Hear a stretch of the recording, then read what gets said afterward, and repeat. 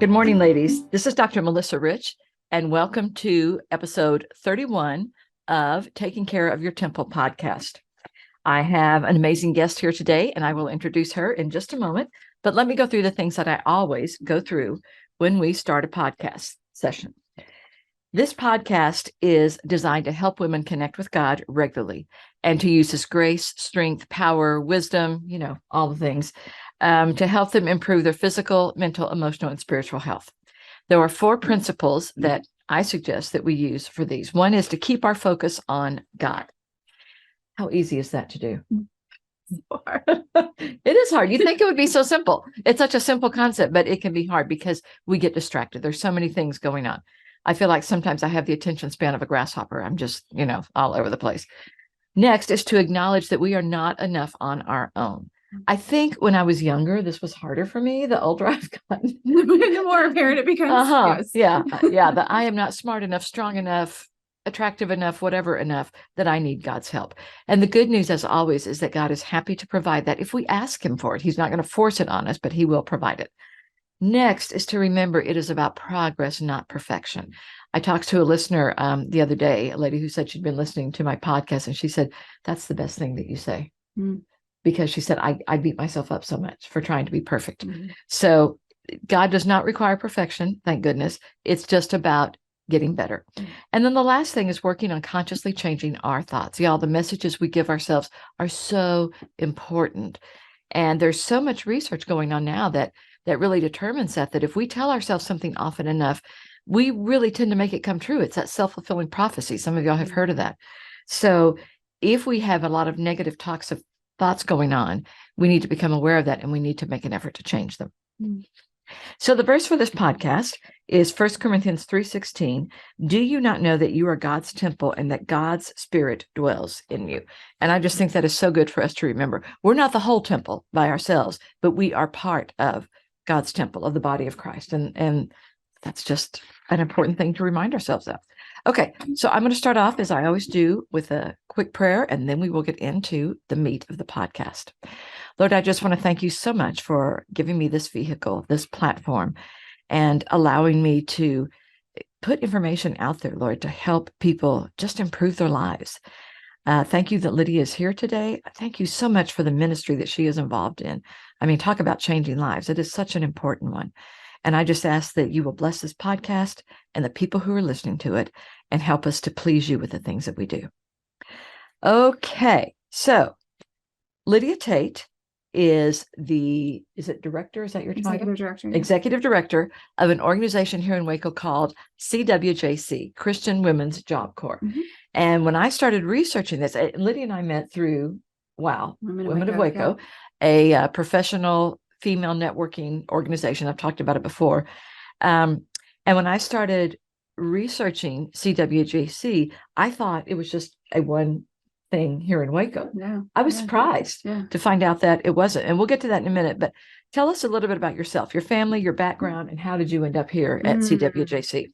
Well, my family is originally from Houston. I have a wonderful husband and 3 sons, a 20-year-old, 16-year-old, and in 2 days, a 15-year-old. I didn't know that. Yes, I have 3 sons. They are all very much taller than me. And my house is a scary combination of teenagers and yeah. Anyway, we're originally from Houston. We moved here 12 years ago so that my husband could attend Baylor for his graduate studies. He is a pastor. He is a teacher. And he is now a doctor also. He just finished up his doctorate. PhD? No, DMin, Doctorate of Ministry. And so he works for Truett Seminary as the director of a certificate program. And then I am from a nonprofit background. I've worked with a national sorority in the past for quite some time. And then I've also worked with a few different organizations, and then landed at CWJC about 4 years ago. I love it. It's wonderful. And I really enjoy all aspects of nonprofit. I love how I have to spend 10,000 plates at one time. It's exciting and fun. And challenging, and it's great. I really enjoy it. So, I can imagine. And one of the reasons that I'm doing several of these kind of nonprofit organizations, because I truly believe that giving back is good for your health. It is. For your emotional, mental, spiritual, and it can be money, it can be your time, it can be whatever it is. But research backs that up. People who give back are happier, they're healthier. So I try to emphasize these and give options. Right. Okay. So again, I didn't realize CWJC was in other places besides Waco. And there are. I mean, they're kind of like all across the country. Do you know like how many others there are? So Christian Women's Job Corps and Christian Men's Job Corps all fall underneath an umbrella of the Women's Missionary Organization.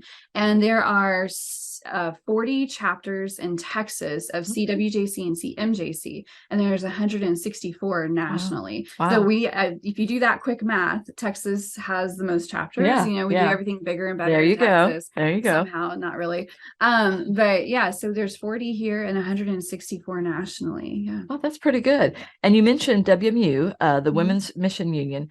You know, I grew up Southern Baptist. My dad was a pastor. My parents were missionaries. And so WMU was huge. I had not heard about them for years. I didn't even know they were still going. Yeah. Obviously, they're still very active, doing things, which is great. They're a great organization, very strong. And they started the CWJC and the Christian. Yeah. So they started the National Christian Job Corps as an effort to help men and women better their lives through education, through professional development opportunities. And so, our little niche of CWJC does just that. We offer opportunities for folks to work on their professional development skills. The WMU overall is just this wonderful women empowered organization that reach the world. They have all sorts of wonderful ministries and opportunities to serve and to grow and to challenge yourself. They have leadership training. They reach the whole globe with water and with compassion, and it's really tremendous. And they're a great organization. Yeah, it's really great. Like I said, I just had not thought about them for a while. So do they take a leadership role in CWJC or CMJC, or is each site kind of independent? We're very self-autonomous. So which is probably why you haven't heard that there's more of them out there. Probably not, no. Because we just do everything of our own accord. Now they do hold us accountable. They make sure that we meet certain parameters, but they hold us accountable. They help us with different types of trainings and things like that. They offer us opportunities, but really we're very self-autonomous. Yeah. And one of the questions I had on there, it may be further on down, but I'm going to ask it now since we're here. Do y'all ever get together and have like conferences, like for all the people together? There's WMU conferences, both Texas and nationally. Yeah. And then we have some trainings for the Christian Job Corps. Right. But we really don't have like a national Christian Job Corps thing. We're a little too busy. Yeah, no, and I get that. I just didn't know if y'all like communicated, if there were training programs. We try to. There are training programs. I'm actually certified as a national trainer. I help with national and state level training and things like that. And we try to do what we can, but I think everybody's so busy that we don't have time for conferences. No, I totally get that. Yeah, that would be fun. So you all, CWJC, and I'm assuming CMJC, been around in Waco since 2003. You serve women over the age of 18 in McLennan County by providing, and this is all from the website, so I'm assuming it's true, 100% free job training and GED classes. That's kind of your big purpose. Yeah, it's our big piece. Okay. So what type of women do you serve, and what are like some typical issues that they have? Obviously, they don't have their GED, but other than that, I mean, are they minority? Are they? My mom was hugely involved in prison fellowships. I don't know if maybe some of them had been in prison, or like what's the population? All walks of life, really. So surprisingly enough, our population is not all 20-year-olds. A lot of them are first off single mothers. We have a lot of single moms. I figured that one. And then we have a lot of folks who have their kids have all gone into school and they're finally ready to do this piece for themselves. So they're 30, they're 40, they're even in their 50s working on their GED. They're finally going back and doing this thing for themselves that they wanted to do for a really long time. Great. Isn't it fantastic? Yes. I mean, I get goosebumps every time I talk about it. And so there's just this wonderful factor of these women who are looking to take this next step. Either they want to go back to college, they want to get a better job, they want to move up in their job or something like that. And that adult education, that adult basic education is required. Yeah. And that GED can really transform their space. And then some of our women who come to us are not looking for GED. They're looking for a resume. They're looking for a job coaching. They're looking for a computer class. And then they might stay and get the GED later, or maybe they came for GED and they stay for the other. But at any rate, it's a beautiful, beautiful organization of women of all backgrounds. Some of them left school because they were going to go get a job. Some of them left school. Some of them were never able to go to school because their families didn't let them go to school. Some of them had to quit school to work to support a family member. And so many different factors that came into that space. Some of them stopped going to school because it was hard, because they had an undiagnosed learning disability. There's so many things there that impact our education and impact what we do. And if you don't have resources to help you with those, if you don't know that, if you don't know what you know, right? You don't know what you know. And so, it's hard to sum up who a typical student is for us. I get that. It's hard. We work with all populations. We have a great deal of women from the Latina community. We have a great deal of women from all different communities, but overarchingly, single moms who are looking to get going on that one thing that they've wanted to finish, and they want to step forward in that career, step forward in education. And even you mentioned like women in their 40s and 50s. What a great example for their kids and grandkids, that it's never too late. So we ask every single woman who comes to us, what is your why for being here? Why did you call us? What is it that motivates you to want to finish this GED? Because the GED, Melissa, the GED is hard. It is a hard test. I am. Oh, really? I am here to tell you it is tough. It is tough. And any one of us who maybe even have an advanced degree, we would have to go study and work for that test. It is hard. And it is. I've never looked at it, but I take your word for it. It's a tough test, and it takes a lot when you haven't been in school for 10, 20, even 30 years. It takes a lot for you to build that stamina for that studying back up, and to be able to think through those problems. Polynomial equations. When's the last time you said that word, right? Never.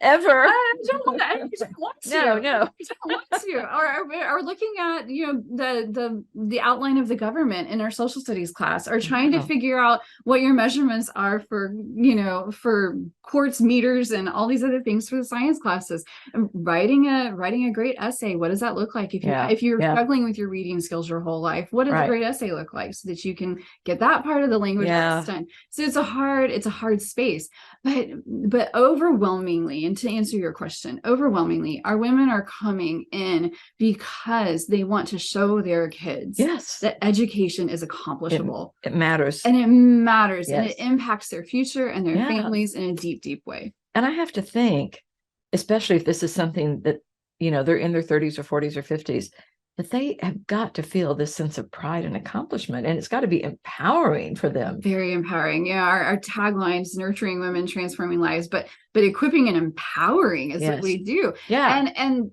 I always love to tell everyone that our greatest ROI is confidence. Like what we've helped produce is the confidence that this is accomplishable, which is really fantastic. That's a really great thing to see people walking away with, just this burst of confidence and this air. And that's going to translate into every other area of their life. It does. It's just fantastic. That moment of, I finally conquered this one thing that has just been driving me up the wall that I've wanted to do for this long period of time. Well, and I had no idea that the test was that hard. It is. I take your word for it, but I can see how, especially if you've been out of school for years and years, I don't know that you could do that on your own.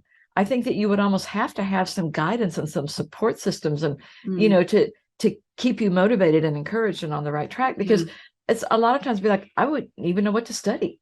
Where do I start? Yeah. And those that accountability, and having a teacher, a classroom teacher, a tutor that you can meet with on a regular basis, and then even a mentor to kind of push you and spur you on. And then you've got your classmates that are there with you together. They're all working for that same purpose and that same goal of getting through this space. Well, that partnership in that space is really important. I really think that one of the ways that folks who are seeking that piece of education, even if, and this goes for a GED, a GRE, or an MCAT. When you have people who are coming alongside of you and working with you towards that goal together, huge difference. It really does make a huge difference. It pushes you and motivates you in a way that is important. Now, I don't think I had this question down, but I'm going to ask it anyway because it'll be an easy one. So how are the classes structured? Are y'all on the semester system? Do they start and like how many classes do they take per semester? How does that typically work? Yeah, well, we have day classes and we have night classes. Okay.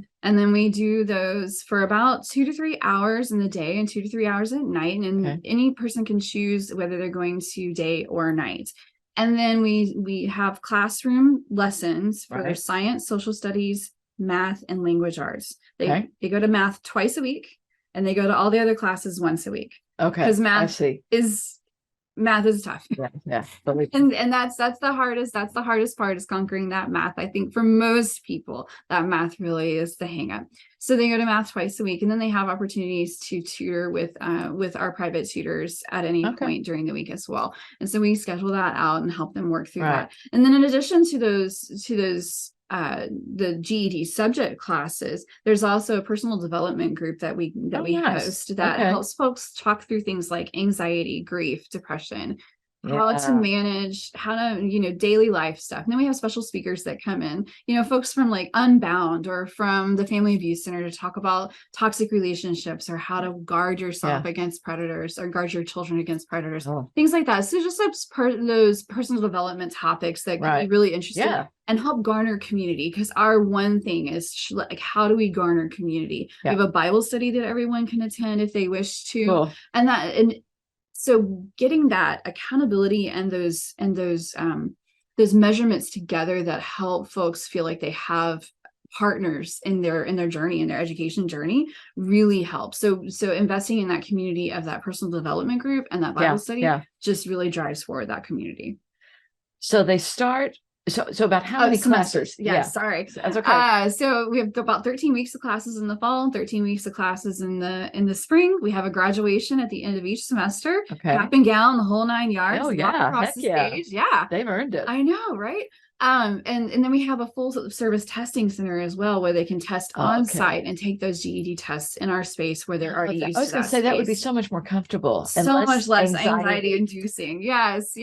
And then just that whole testing process is so nerve wracking, and people have, there's a real test anxiety thing. We talk about test anxiety a lot at our center, and so you can test on site, you can do your practice test on site and everything, and we run that on a semesterly basis. We try to take a break during the summer because everybody needs a break. And so all of our classes, the tutoring, the mentoring, everything's done by volunteers in the community, which we have a fantastic, fantastic volunteer community surrounding us, which is just wonderful. It's great. So if I were to start, if I came in and needed to get my GED and say I'd gotten partway through 10th grade, like how long would the program take me? About not as quick as you think it is. So you don't walk in and just take those tests and you're done. The average person, and we do have a few people who have walked in and gotten it done. But for the average person, it takes a good solid 18 months to get through that space, depending on when you've left school. So if you never attended high school at all, it is going to take you a few years. It's going to take longer. If you if you got right up to your senior year and you almost got really close and then you had to leave for whatever reason, then maybe it's going to take you 6 months, so that could take 1 semester, 2 semesters, depending on how fast. It's a very individualized process. I just cannot think of it as one size fits all kind of situation. It's very individualized. We work very hard to make it as individualistic as we can and to make each journey special. Well, I would think it would not only be determined by how far they got in school, but how much they remember and how long it's been since they've been in school. Because knowledge curriculum, I've taught at a couple of universities and it changes. I mean, stuff that I learned when I went through college, not not all of it is, is current anymore. Science is always moving. Yes, all these studies in interdisciplinary spaces are always changing and shifting with the times. If you haven't been in school in 30 years, you're going to see some different stuff on that test. Oh gosh. Yeah, you got to work through that. And so that's what our teachers and our tutors try to do with our students. That would be intimidating. So about how many women have graduated from the Waco program since its inception? Do you know? I don't know, because our numbers haven't been tracked over the years as well as we would like. But I do know that in the last 4 years, we've graduated over 60 students. That's which impressive. is really, really wonderful. And that's amazing. And see my previous comment that it does take a while to get through these programs. So there are students that are coming back in who have been with us for 2 years, and sometimes more, and that's okay. Like we tell them all the time, we're not going anywhere. Don't worry, take your time. Yeah. And I think too, that depends on an individual factor of what's your job like? What are your kids, what your kids have going on? Like, what do you need to do as a parent or a person who needs to earn income in order to finish this degree? So, but you all help them figure that out. We do. We help them figure it out. We help them troubleshoot and remove those barriers to make it happen. So can anyone just get into a class, or is there a waiting list? If there is a list, how long is someone generally on it? How does that work? We try not to have a waiting list. We try really hard, but we do have a waiting list from time to time, especially if you're coming in, if you're wanting to join midway through the semester, you'll have to wait for the next semester to start because that math class, really you want to be in sync with your peers in order to have a good experience. So we do have a wait list. Generally speaking, no one stays on it for more than 3 or 4 months. Oh, that's not bad. Which is really not bad. No. And it's like waiting for a new semester to start. Yeah. You kind of want to do that anyway. Yeah, you really want to do that anyway to stay on track. So we try to not have a waiting list. We try to remove that barrier if we can. But to join the program is as easy as going to our website and signing up. Okay. And that's it. That's pretty simple. We don't have an income requirement. We don't have any barriers in terms of who you are and what you do and where you come from. Okay. Just go to our website and sign up. And the website says the classes are free. Who pays for you all's space that you use, the materials, the teachers? I know a lot of it is volunteers. I get that, but there are some expenses. Yeah, there are. There's a lot of expenses. There's a lot that goes into it. We have a nice size budget and we pay for all of it. We take care of it. We do all of our fundraising, and it's honestly the generosity of our community. Our donors are they're making a big impact. I have to tell you, hi donors, thank you. Y'all are making a big impact. You guys are doing great work by helping support the work that we're doing. It's really important. We do have some grants that we write. We write to private foundations for grants all the time. We are supported by a lot of different great organizations in local Texas. Churches. And then we have our great church partners as well. We have some fantastic church partners. Hey guys. But it's all an effort of the whole entire community. So whether it's a business, a bank, a church, a chamber, think about that. A grant foundation, or an individual that's giving $5 a month, every little bit helps. Absolutely. It all goes towards our programs, and it's 100% funded in-house and churned out in-house by yours truly. But we don't have any federal funds, so we're not federally funded at all. I didn't think that would be the case, but I know Women of Waco, y'all are the organization that we support, and organizations like that who take us on as personal partners are really just absolutely. I would cry. It's just so instrumental in what we do. It's just the partnership is really important and impressive. Our partners are our hearts. Thank you. Yeah. Thank you all. I want to mention too, really fast, we do our services are in English and in Spanish because of a great partner, Puerto Waco, who we're partnered with to help provide Spanish support in that GED space. So we're doing it in English and in Spanish because of great partnerships. That's great. Yeah. Now, the WMU started you guys. Do they provide any funding? I'm just curious. We have grants that we can apply for because there are so many organizations that they support and they work with. We have grant funding we can apply for. We have a scholarship program we can apply for. Things like that. Yeah, we get a little bit of support there too. Cool. Okay. So I realize you may not be able to use names, but can you give me some stories about some of the CWJC, the people who have kind of gone through the program and how that's affected them? I think I want to invite everybody to our graduation. Number one, that's one of the great ways to hear our stories, because we hear them there. We do. Cool. We have testimonies at graduation, and people get to share their stories.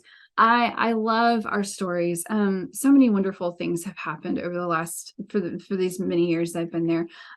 We had women who have come through who have started out in our job training program, who have come in and done computer classes and learned about boundaries and learned about job skills development, and then decided to stay on and do their GED.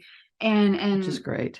There's one gal that comes to mind that was there when I first started, and she was working through that space of trying to figure out the job market. She was a mom who was going to be a grandma pretty soon, and wanted to get back into the job force and wanted to go to college, but she wanted to work on her skills first. So she wanted to work on her computer skills. So she started there, and then she worked on those job and resume skills, and then she worked through that space. And then she was working through kind of some boundary spaces, and then she started doing a little bit of therapy work and things like that, which how important therapy work can be for people. And that really unlocked her wanting to access more of her self-awareness and her self-confidence. And so now she's working on her GED. She worked on her GED, and she worked through those spaces. She nailed the social studies, science, and language arts classes. Boom, boom, boom. 1, 2, 3, real fast. But that math class took her 2 years, Melissa. 2 years. And that was a hard space. Like we cheered her on. I would text her and check on her. Hey, how are you doing? Are you studying? I haven't seen you in a while. Come on back. That sort of thing. But she finished. I remember last spring, she and I boohooed together at graduation because she had finished and she had accomplished that goal. And now she's come back as a mentor and a support to our students. That's so great. She's a key alumni with our students. We go to her for all sorts of things for support. And she's in school at MCC, and through her experiences, she figured out that she did have a learning disability. She was able to get medication and get access to what she needed to conquer that learning disability. And now she's eating it alive. Education is what she wants more than anything else. And she's getting a psychology degree. Isn't that amazing? Yes. Just an amazing story. And she's a grandma now. And she's just all this wonderful growth that she's experienced, just in that transformation of confidence. You can just see it. And she's always been a natural encourager. Like from day one when I met her, she's a natural encourager. Just wants to set everyone on fire for Jesus and for life and for others, and it's just a natural encourager. But it's really amazing. And then there's another girl that she's come in, and known her for about 2 years also. She's been with us for a while, and her countenance when she came to us, I mean, just solid stone, and you weren't breaking through. You weren't going to reach her, and she didn't want any of that extra stuff. Just here to get a GED, here to get out. Okay, no problem. We can work with that. Do that. We can do that, no problem. And this year she connected really deeply to our resident chaplain who was working with us. She's a partnership with Truett Seminary, and the chaplain comes in, and it's her title that she used is chaplain, and she would come in and pray with our students and lead them in Bible study and do whatever they needed. She was there for them, and they connected. And I tell you what, it's like watching the stone just melt this past semester. Watching that it just flooded off of her, and she's joyful. She's released. She's encouraging her peers. She's encouraging her teachers. She wants to just be a person who is engaged with others. And that's a 180, y'all. That's a 180 for somebody to come in and just not really want to connect. And to have that light turned on. That's a transformation. That's a transformation that is incredible. And this determination now of I'm doing this. Like up until this point, when that transformation happened, it was, no, I'm done. I quit. I don't want to do this anymore. It's just too hard. Come on, stay with us. You got this. You can do it. We're always encouraging you. No, you can do it. And then that light bulb switch turned on, and now she's unstoppable, Melissa. She wants to get it done. She's gonna nail this thing. Really incredible. With stories like those two, I would think for me it would be like I love my job. I do. This would be so cool. Really? What's better? I like my job. It's great. Because also, I mean, Lydia, it has a ripple effect. It's not just their lives that are changed, but their families and their friends and people. I mean, it's just spreading out. Yeah, I hear you. Well, you said you're a family. You told me you're a family systems junkie. I'm a family systems junkie too. I believe deeply that what we do transforms the internal workings of our family and can change our history. Yeah. Because our history can be very connected to we have a family history of divorce, or we have a family history of abuse, and we can shift our family history entirely. There's another great story. Okay, I thought of that when you told me. So one woman, she's struggling through that math. I'm telling you guys, that math is a hang up. Yeah. So she's struggling through that math, and then one day she's in class, and that light bulb turned on, and oh my goodness, I get it. 2 days later, she comes back to class. She takes my hand. She said, last night my son needed help with his homework, and I could help him. I knew how to do it. That's so was algebra, and she was so excited that she knew how to help him, and she knew without a shadow of a doubt that she could help him. And I beamed. I was like, that's good. That's what we want. We want you to feel so empowered that it just trickles down to your kids and it just gets all over them. Yeah, it's good. Oh, it's so good. And then the really great thing, the family systems aspect of it, is what the ripple effect that we've been seeing. And we have not had to post posters about GED in a long time. We haven't had to advertise for it, right? Because women are bringing their sisters, their nieces, their cousins, that's what I was thinking. Moms, their daughters, they are bringing their family members to this space, and they're wanting to see the men in their lives get these transformations too. So when we mentioned Christian Men's Job Corps earlier, right? So we are partnering with them to help develop a men's GED program as well. So we're working with them and CMJC in our community to help them bring that to life as well. So that's a little project that we're working on together to try and get that off the ground for the men in the community. Yeah, absolutely. As well. So I'm going back to the math, her helping her son with the homework. Back when my boys, I have two, they were like in 3rd and 5th grade, something like that. My late husband, Ed, was a dentist. So he had a doctorate degree. I have a PhD. And we were trying to help our sons with their homework at one point. And we realized we could not help them with their math. I can't help my kids with their homework. And so we're like, we have a master's degree and 2 doctorate degrees between us, and we cannot do this math. So we basically had to tell them, we can help you with English, science, history, those we've got covered. Math, we'll either get you a tutor or you have to figure it out. I mean, it's just, we couldn't do it. That's that changing curriculum, right? Yes. You haven't had to go to a math class in how many years? A long time, right? I haven't gone to math class in a long time.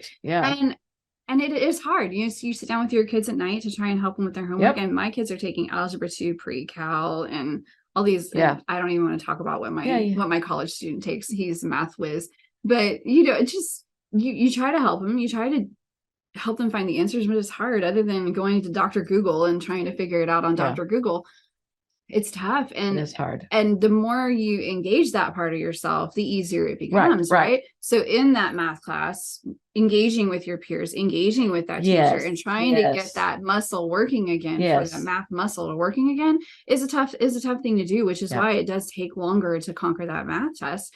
But once you get it working, and once you turn it back on, then it can you get momentum, get that momentum going, and you can encourage other people with that momentum. I just love that. Okay. No. Oh yeah. So I was going to ask, and you talked about this. My thought, the one common factor that I thought a lot of the women might have is having children, because I would think some of them at least probably got pregnant in high school and had to drop out of school. I mean, that I could see that being a reason. So I'm imagining a lot of them have children. Do you all provide any type of childcare or? No, we actually don't, because a lot of our students, either their children are in school. That's true. Oh, that's right. You're not going during the summer. Yeah, and well, one of the reasons we don't have classes during the summer is due heavily to, well, volunteer schedules. Everybody's traveling during the summer, doing their own thing. And then the moms that do have children, their kids are at home during the summer, so we don't have classes during the summer. But a lot of the folks that are with us, their kids are often a little bit older and their kids are in school. But the ones that do have babies, and it does happen, we do have younger moms with us. And I want to clarify, not everyone who comes to us is a mom. We've got a lot of women who are of all walks of life. But I forgot what I was going to say. There we go. And children, women who have children, do you provide some type of childcare at this time? It's a hope and a prayer for the future that we'll be able to have facilities to be able to do that. But we don't at this time. They and the women usually find people to sit their kids or something like that, a friend, a sister, to watch their kids while they're with us. It's we tell them that they get to steal this time for themselves, that when they're in this room, they steal this time. It's theirs. We don't do that as women. I don't know about you, but as we take care of everybody else. Moms, we take care of everybody else, and we don't steal time for ourselves. And so we are big fans of cheering them on to steal this time for themselves and to hold it tight, because it is sacred. It is important. And once that door to that classroom is shut and that teacher's teaching, we want you to take that time to really engage with yourself. And so whatever arrangements you can have to make that happen so that you can attain to that is instrumental. We don't have a child care facility, but we can help you find one. Well, and I think it's also kind of like the, taking that time for themselves, that it's important. It is. It's the mentality of when you're in an airplane and they say, if the oxygen mask drops out, you do yours first before you can't really, if you're not in a strong position, you're not going to be able to help other people. That's right. So it's really important for them, but I think it's important for their loved ones as well that they do that. That step, there is I wish I would have had it at my fingertips, but there is a statistic out there that women who pursue their education, women who pursue their degree and finish their schooling are more able to see their children finish their schooling, because that trickles down. When a child sees the parent, especially the mother, attaining their education, the child is more inclined to go attain their education. They're more inclined to stay in school too, because they see their mom working hard at it and doing the job. The results that she got. And the results that happens. My mom, when she was alive, was a volunteer chaplain in women's prisons for years. I mean, precious. That was a big thing for her. And the rate of families in prison is huge because they see their parents doing it. It's family systems. That's family systems that work right there. So, it's the same type of thing. Whatever you kind of see in your home growing up, you're kind of going to replicate that. Good or bad, unless there's some intervention. For better or for worse, we become our parents. Kind of There's a scary thought. Yes. No, I like my parents. Hey, guys. So I want to talk a little bit about the GED. How big of a problem is this in Texas? If you know, do you know like what percentage of women don't have it? I do. Not women. I can tell you. Okay, people. That's people, fine. Adults. So our percentage of adults in need of a basic education in Waco is 24%. Wow. In McLennan County is about 25%, and in Texas overall is about 26%. So we're just kind of climbing up this right there. It starts up, but if you translate it really accurately, just put it into your mind that 1 in 4 people around you have not finished their high school education. 1 in 4, that's a quarter of our population, have not accomplished. Well, it's 25%. So, and it's actually in Waco, it's about 24.8% according to statistics in 2021. And that's 1 in 4 people around you haven't had their basic education, their adult education, their GED, their high school diploma. That's a lot. And what that translates to is folks that are in need of, maybe they're in need of learning disability support. Maybe they're in need of reading support. Maybe they're in need of math support. This is a thing that bothers me about not being able to attain that education, is what it does to your self-awareness, your self-confidence. You walk in a room and you're a 1 in 4 person who does not have their high school diploma. The level of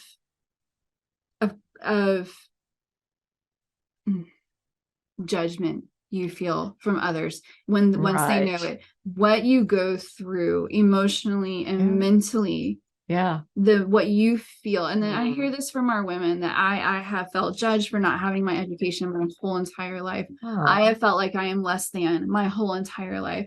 And that just breaks my heart. So I hate that. I hate that we do that to each other, that we make each other feel that way, because really it's, you know, it's one of those things that people not finishing their high school education is not because of laziness. It's not because they can't. It's because life circumstances have overwhelmed them to the point to where they have to leave for whatever reason that is, or they were not allowed to attain it. This is the part that breaks my heart, Melissa, is that people were not allowed to go to school because they had to work or they had to do whatever. That's so hard. But then to know that that carries with you for so long, and then it's so, you know, it makes it hard to get a job that is in an advanced space at all. Even if you're working for an industry or for a fast food chain, you can't become a manager without a GED or a high school diploma. Yeah, I didn't know that. Most places. So there's this thing that it's a big mountain in a lot of people's lives, and it's a cumulative effect. It accumulates, and you can't go to college and get an associate's degree, even though you feel like you could handle it. You know? They're not going to let you in. No, they're not without that high school diploma. They want that piece of paper. That piece of paper is important, you know, and for better or for worse, it's important. It's not just a piece of paper. It's an intrinsic value. There's an intrinsic worth. Exactly. That you say, I have done this thing. I can now step forward into this space. It's an accomplishment. It's huge. It's like I told both of my sons when they were in college, especially because one son changed his major 8 times, not making it up. Couldn't figure out what, and I was just like, just get a degree. It doesn't matter. Just get something. Well, I finally told him I will pay, because at that point he'd been in college like 5 years. Now, some things had happened that, but I said, I will pay for 1 more semester. And then after that, you are paying for your own. Guess what? He finished. Something to accountability and motivation. Yes. Okay. So I want to talk about you kind of mentioned this before, your Basket of Hope fundraiser, which is it always in September? It is. It's been in September for many, many years now. Okay. So we're celebrating our 20th anniversary at CWJC. That is so cool. It's so cool. We opened in 2003. The stamped date for our inception is September 19th, 2003. And we're having our event on September 19th, 2023. So it's an actual 20th anniversary celebration, which is so fun. So it is usually in September on the 3rd Tuesday of September. I don't know why we chose the 3rd Tuesday. We just did. It's a lunch event. So, you know, you don't have to leave your house after you've gone home. I'm a big fan of that. Yeah. Tell me again. Wait. I'm writing this down. September when? September 19th. And it's lunch. And it's a lunch event, 11 to 1. And so is it at the Baylor Club again? It's not. It's at the Waco Convention Center this year. So we've changed it up a little bit because our 20th anniversary celebration is going to be a big party, right? So we're going to have a big space. So it's going to be at the Convention Center in the Brazos Ballroom. We've got a great caterer. We're really excited about it. I know we're pumping. So this is a table sponsorship event. So it's an opportunity for your business or your church or your pickleball group to sponsor a table, whatever, to get a table together and come and hang out. But it's baskets of hope. So we have about 100 baskets that we auction off in a silent auction. And I'm telling you, some of the best shopping you can do. I mean, it's so much fun. I've seen so much things, fun. Great baskets. And so these baskets come from our community too. So if you wanted to offer a basket from your business, featuring your business and all the wonderful things you have to offer, you can do that too. So the baskets are given by the community. We sponsor those tables out, and then everybody comes and has lunch together and gets to network a little bit and go auction for baskets and sign up for the ones that they're interested in. Sign your name and you get to bid on your basket and see if you win. For our 20th anniversary, we actually have one of the women who was a founder of National Job Corps speaking at our event, Dr. Marlene Reed, who is local to us at the Hank-Amber School of Business. She's going to be our speaker this year. Nice. She was instrumental. She was on that first committee who sat down and had coffee and decided that Job Corps needed to be a thing. You should do this. And so she is going to be our keynote speaker. It's going to be fantastic. Cool. Can't wait. Tell me, in the past, what are some fun items that have been auctioned off? Oh man, we've had and I should have prepared you. Sorry. No, it's okay. I got this. We've had a Power Wheels last year, donated from Bird Culkin Ford. We had, oh goodness gracious, we've had some trips. We've had some great Airbnb trips, a lake house trip. We've had some wonderful old quilts that have been donated. Ooh. Beautiful quilts. Ooh. And then baskets just from different businesses. Yeah, they'll come together and they'll put all their goodie in the basket, and like some services, some features and services and things of that nature. We've had caterers donate gift cards. Nice. So you can do catered dinner and catered lunch for your business. We've got some great gift cards from restaurants. We'll put them together like in a fancy little package and stuff. And then we just have wonderful things that people put together for us, like a Sunday school class will put together a pink basket, and it's got everything pink that you could ever want, or a unicorn basket. And so they're just really wonderful things. We had a Big Bear, Baylor Bear basket, Big Bear, Baby Bear basket last year. Was Baylor Bear stuff for adults and for kids, and just all kinds of wonderful things. I was thinking one time I saw a hot air balloon ride. No, we were trying to get a hot air balloon raffle at one point. Okay. Yeah. I thought I saw that. Okay. No, I love that. That'd be great. If anybody wants to donate a hot air balloon ride, that'd be fantastic. Yeah. We'll put that one up for the raffle. No, but this event is really important to us. So all of the money that we make from this event, sponsorships, underwriters, any basket sales, the whole 9 yards, all of those donations from this event go right into our budget, right into funding those programs. It is 100% our support. Yeah. And we've made over $100,000 last year. Wow. Yeah. So is this like the biggest chunk of your budget? This is a big piece of it. It's probably about 1/3 of our budget, actually. Okay. Wow. So it's a big fundraiser for us. It's really important. And it's really sustains the way for us to have big sustainable programs. And by the way, this opportunity to fund this program, you're helping us serve over 200 women a year. Wow, that's what we're doing. Over 200 women a year in our programs at this point. So we're impacting 200 lives plus the lives plus of their families and their communities. Yeah. I mean, our mission statement, we foster personal, professional, and spiritual growth for women, empowering themselves, their families, and their communities. Because our hope for them is that they turn around and they start giving right back into their community after. And it sounds like most of them do. And they do. Yeah. They do. Yeah. And that leads me to my next question. You kind of talked about this, alumni programs. Are the alumni typically pretty involved in, say, CWJC? And if so, what kinds of things do they do? It's our hope that they are. But if you're coming into the program and you're trying to go get your GED so you can go to school so you can get a better job, sometimes that's not possible. I understand. But there's so many women who do stay on and become involved in our programs. We've got one gal who comes in at nights and helps just kind of run the show. She just comes in and she assists our programs director with anything she needs. And and she'll come and she'll help with setting up for graduation and things like that. But she just comes in and she just takes care of what needs to be done, because she makes herself useful. She has seen the work that we have to put in to sustain everything, and she's like, "I'm here. What do you need?" And she comes and she just does it. People like that. I know. But then we've got folks that they want to encourage others. So we've got one gal who is coming with. So she graduated in the fall with her GED. Well, she made friends inside of that space, and they got very, very well connected together. And so now she comes with her friend every week to make sure her friend shows up to class. Nice. So she serves as a mentor and accountability partner to steer that friend on to make sure she shows up. And they come and she takes her to tutoring and makes sure she's good at tutoring and everything, because she knows that friend is really struggling to stay committed. And so she just shows up with that friend. Isn't that beautiful? That's gorgeous. I just they met each other in this program, and she's doing and she's like, I'm not leaving you behind. No, she's not. And then she's got other ones that she's like, I'm gonna keep on hanging out until my friends are all done. I love that. I know. Just I know. It's beautiful. I cry. I know. It's just beautiful. I get to love my job. Yes, I know. I was thinking that.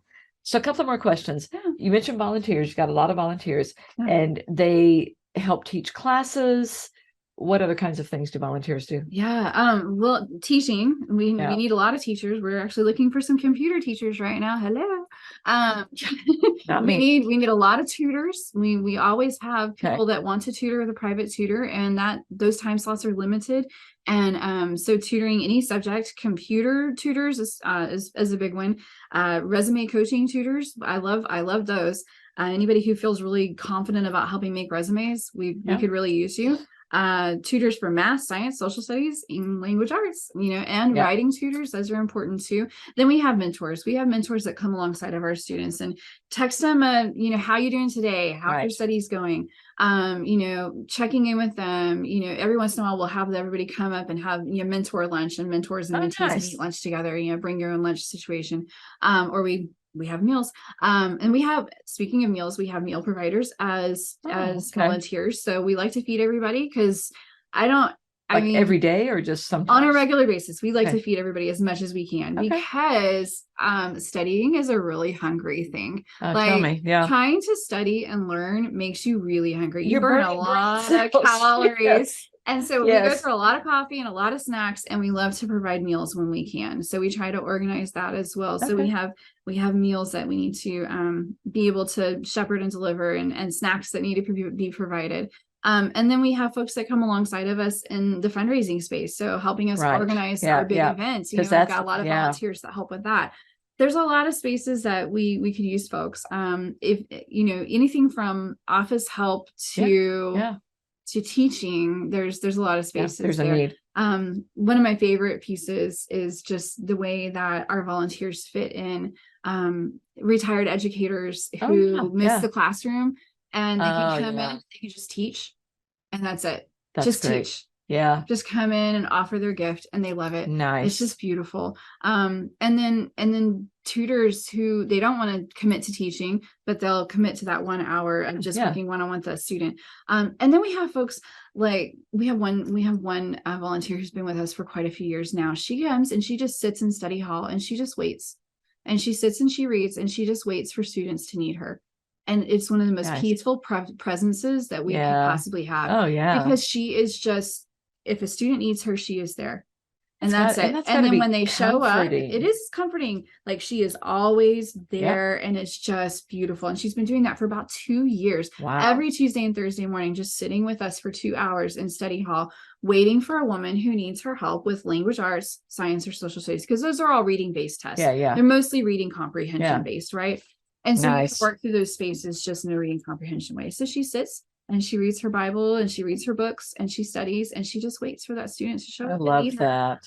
Beautiful way to give back. What an act of service. So one more peaceful way to give back. And this one I'm pushing big time. You can see this on our social media all the time. So we do have a testing center now, which means we need proctors. I am booking this as the best quiet meditation hour you can have. Yeah. Because you sit in a room and you make sure no one's cheating on a test. And we train you on how to do that. There's a short certification test that you take to get certified as a proctor. And you can just sit there and make your to-do list and just meditate on the world. And it is so peaceful. Whenever I need a break from thinking too hard, I'm like, hey, can I go in and proctor for a minute? I'll do it. I'll go sit and proctor for a few minutes. That way I can just kind of power down, and it's just so peaceful, and you can meditate and pray for everyone. And so it's a great way to volunteer and give back. It gives us space. It gives us the ability to stay open an extra hour to offer testing to the community, because our testing center is open to the whole community.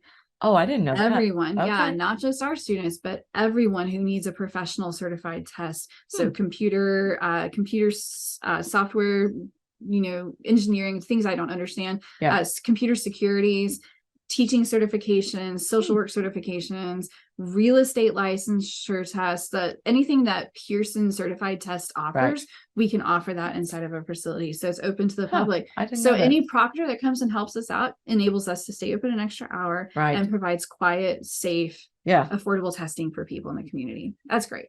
Well, I didn't know that. My son is a home inspector, and he had to take the certification test.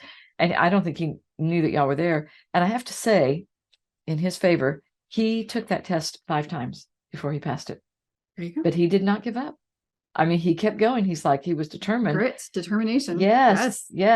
And that brings me to a question I hadn't thought of. So are all of your volunteers female, or do you have any males? Oh, we have men. We have men volunteers. They're great. We've got a lot of great guys that volunteer with us that love being in this space. Cool. They love giving back. Yeah, I've got stories about them too, but I feel like I've talked enough. But yeah, there's a lot of great guys volunteer with us. Yeah, we got men on our board too. We're very good. I figured. I just wasn't sure. Very diverse. There you go. If someone would like to be a volunteer, what do they need to do? Visit our website, cwjcwaco.org/volunteer. Okay. And then the last question, if someone wants to start a CWJC in their community, what do they do? Yeah, this is a great question. We had somebody ask me this question before. It's, there's a process. You want to, talk with some local people to see if you feel like it's a need. Right. But visit wmu.com and look underneath our Compassion Ministries tab. That's the Christian Job Corps franchise, if you will. The whole network is located under their Compassion Ministries aspect of what they do. And they have some information about how to get started there. Yeah. So some guidelines and everything. Yeah. Cool. Okay.